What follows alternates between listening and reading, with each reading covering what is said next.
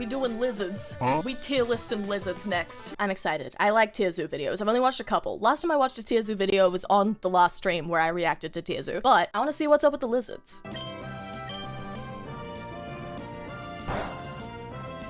Free him. Free him. This video was made in partnership with CuriosityStream. Reptiles are a diverse faction full of many strategies, and generally speaking, they tend to be fairly straightforward. Turtles are tank builds that spec into high defensive stats at the cost of mobility. Exactly, Crocodiles are damage dealers that focus on grappling to secure kills. Snakes optimize for stealth and rely on status effects to bring down their targets. But where do lizards fit into the meta? They aren't really known for extreme speed, but as far as cold-blooded builds go, they're quicker than most. And while not as tanky as hope turtles, we see geckos. I hope we not as don't. stealthy I hate as geckos. snakes, they can hold their own in each of these departments as well. Some of the larger lizards can even give crocodilians a run for their money in the power category too. While many of them could best be described as jack-of-all-trades generalists, there are also plenty of lizards with extremely unique abilities. So to better understand the many different game plans employed by the lizard player base, today we're going through the lizard tier list. Before we get into the tier list though, first I'd like to start I need to with place some my bets. I background feel on like the history of the lizard faction. Goanna's a lizard, right? I feel like Goanna's during gonna the be high up. Carboniferous expansion, the meta revolved around the conflict between the two most powerful factions, the amphibians and the arthropods. However, during this time, a small subsection of the amphibian player base unlocked two new special abilities, the eggshell, which allowed them to respawn on dry land rather than in the water, and scales, which gave them massively increased dehydration resistance. This eliminated their reliance on water and allowed them to explore tons of new strategies, eventually diversifying into all of the reptile builds in today's meta, as well as a few that were so overpowered that they ended up getting nerfed. The most powerful lizard build of all time was the Mosasaurus, a build that arose from a player base of beach-dwelling monitor lizards that spec'd into aquatic mobility options in order to avoid being griefed by dinosaurs. But what are the most powerful lizards of today's meta? We're actually going to begin in D tier, as I don't think there are any truly awful lizard builds. The adaptations they've made to eliminate the weaknesses of their amphibian ancestors is enough to escape bottom tier, in my opinion. So how do lizards stack up? Let's get into the tier list. In D tier, we have the skink, a smaller lizard build with very little in the way of unique special abilities. Their stats are also quite low, and their game plan generally just consists of chasing down players in the lower weight classes, and struggles pretty hard when forced to defend itself. In particular, this build has a lot of trouble dealing with birds. Despite the fact that it often hunts in grassy fields, it lacks the stealth stats required to avoid detection from above. In fact, many skinks are known for being brightly colored or having one specifically brightly colored body part. Skinks try to avoid being griefed by digging burrows for themselves, and while burrows are a great hiding place, the burrowing playstyle tends to work best when you've got the ability to launch a powerful attack in a single direction, since the bottleneck of a burrow makes it near impossible for a predator to approach without getting hit. Skinks can't really mount any sort of attack, so if their burrow gets discovered, it's most likely game over. The one defensive ability they do have is one commonly found in the lizard player base, autotomy. Autotomy allows the user to drop their tail in order to get one free escape from a combo or grab.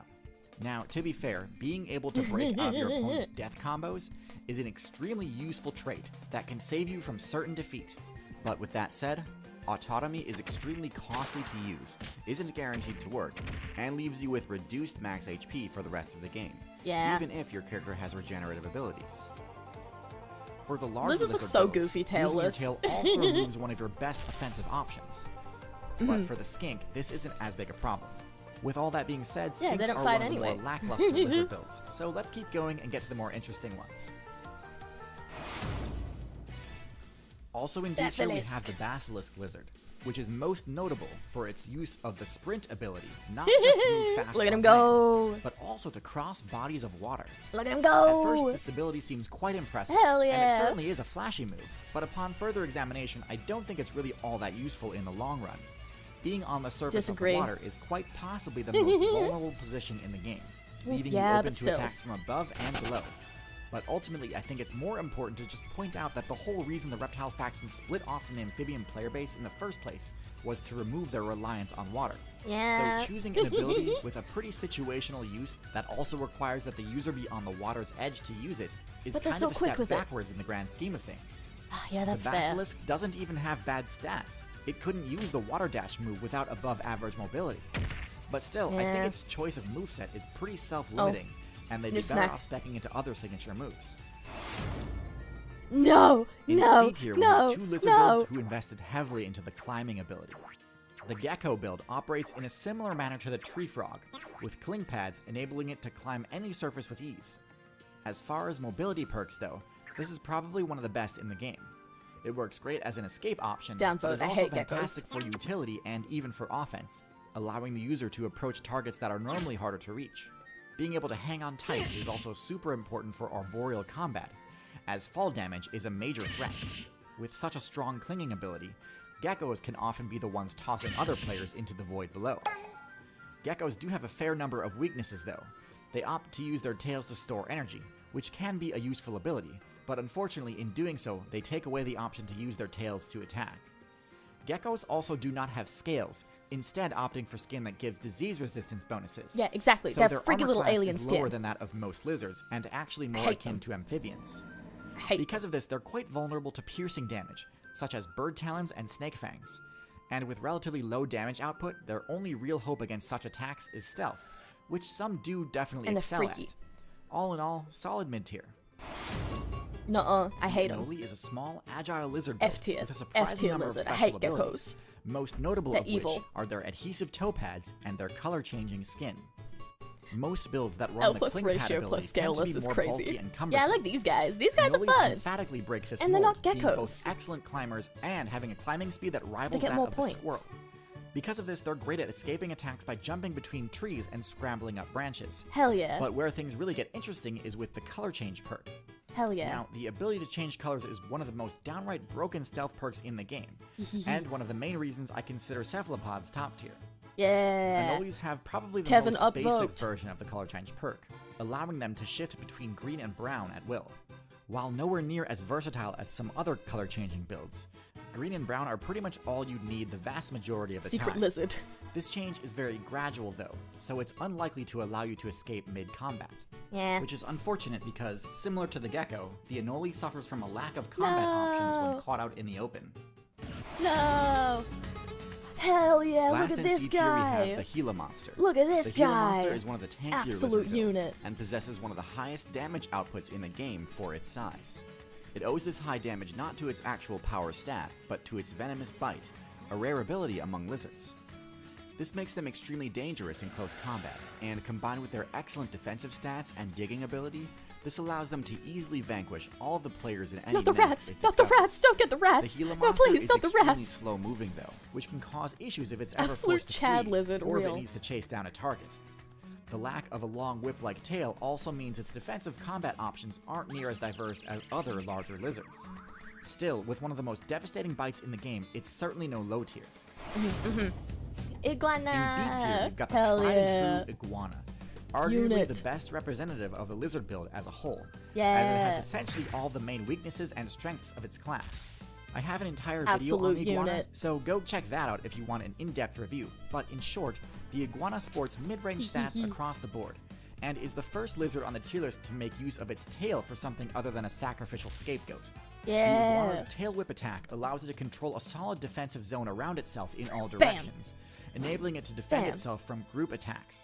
Tail whip's damage is on the low side though, so a persistent attacker could potentially just eat the damage in order to break through and land its own Rip it. attacks. No, let him The go! iguana Free also has him! access to the autonomy ability, but this is especially costly in the iguana's case, as it'd also be giving up its best combat move in the process.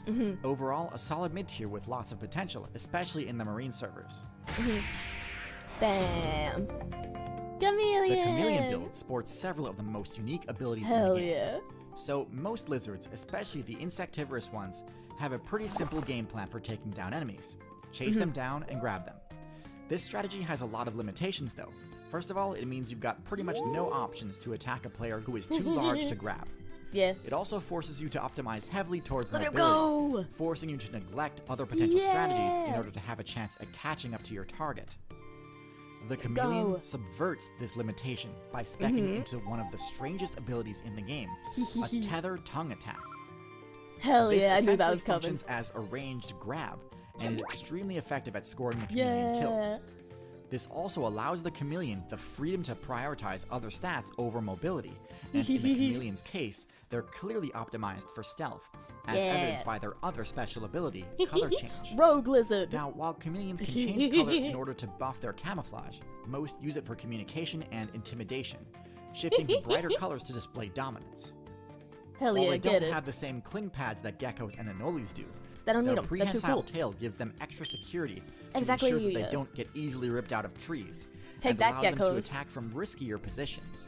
Hell With yeah. all this said though, they still struggle when caught out in the open because of their low mobility. And they also share the same offensive weakness of not being able to take down players that they can't gulp down in a single bite. No, free them! Free the bird! The Tegu is a lizard build that has long been overlooked, but has Hell recently yeah. become a serious contender on the Absolute tier list. unit. Its recent invasion into the North American server has destabilized the local meta, and when you look at their stats, it's easy to see why. Tegus are similar in both strategy and stats to the iguana, Let him go! but slightly slower and more defense-oriented. Their thicker hide and stockier build allows them to shake off attacks that would send other characters reeling. They've also got a higher intelligence stat than most lizards, which, in addition to making them surprisingly decent support builds, Hell yeah. also makes them great at outsmarting builds like alligators in order to attack their New nests. snack. Tegus are also omnivores, meaning they aren't forced to participate in PvP in order to level up. They did spec into the autotomy ability though, which I unfortunately think keeps them out of top tier. Before I reveal the top tier lizards, I just want to say real quick, if you've made it this far and are enjoying the video, it would sure make my day if you subscribed. Thanks. Who's the best lizard? So, Monitor without a shadow of a lizard! doubt, the best lizard build is the Monitor Lizard. Hell They yeah. have everything. They've got the best stats, a combination of great mobility, power, You know, this is a size, valid and choice. intelligence. Similar to the iguana, Monitor Lizards have an extremely powerful tail whip, capable of I deterring don't know, I'm still even Team top-tier Chameleon, I predators. think.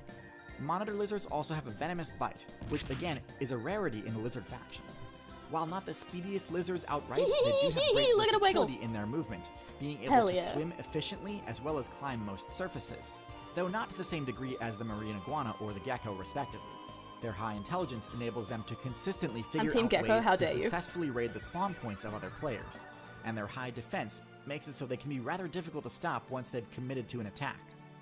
This faction also contains the most powerful lizard in the game, a lizard that reaches near dinosaur power levels.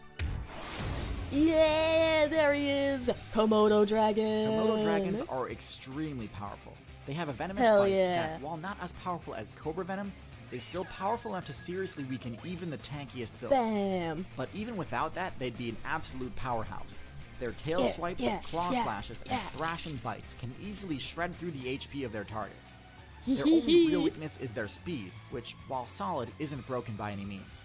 Still, That's fine. with their incredible sense of smell, a player can never really truly escape a Komodo that's hunting them. Exactly. The distance that you need to flee in order to make the Komodo unable to track you down would require you to leave the island server entirely. Bam, bam. Last but certainly not least, Komodos, as well as the entire Monitor Lizard player base, understand that their tails are an invaluable weapon that shouldn't be sacrificed in order to escape a battle. So there you have it, the lizard tier Hell list. yeah. Hopefully now you've got a good understanding of the lizard's strategies and matchups. Admittedly, Awesome. there were a few things I had to cut from the script of this video to avoid demonetization or age restriction. Yeah, If that's you want fair. to see the director's cut of this episode, you can check it out on Nebula, That's fair. a streaming service made by and for creators. Yeah, I'm a big fan. I like TierZoo. Yeah, we are watching TierZoo. Well, we just finished watching TierZoo. But yeah, I like TierZoo. I like TierZoo. We'll probably keep revisiting them. We'll probably keep revisiting TierZoo pretty often. Presenting knowledge as a video game tier list is such a creative idea. Yeah, it's so fun. Like, giving science facts through the lens of, like, video game specs is so fun. I love that. It's such a fun concept. I love it.